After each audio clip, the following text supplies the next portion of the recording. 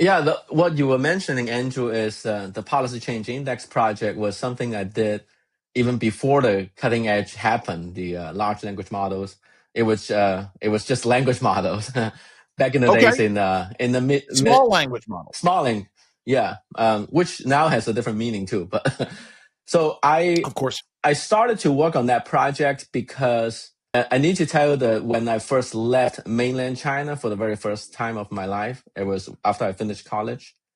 I went to Hong Kong for my master's degree, and I learned about the Tiananmen Square massacre when I finally left mainland China and arrived in Hong Wow. Kong, and that was a whopping 17 years after the fact.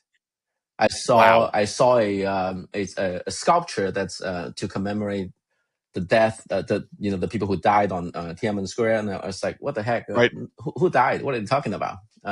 Right. Because I was in the dark, right? I was growing up in mainland China. I was watching propaganda growing up on TV and the newspapers, and nobody told me about Tiananmen Square massacre.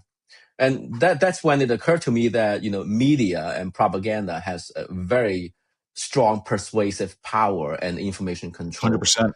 And so that put me on the journey of I said to myself, one of these days I'm going to study propaganda coming up from the CCP, and which is exactly what I did in the year 2015 when I was first hired out of graduate school to AEI. My boss was now the NEC chair, Kevin Hassett, but he was at AEI at the time. Sure. And he told me just, you got a few years here and do whatever the heck you wanted. Maybe in a little bit more polite language, but that's basically the job description.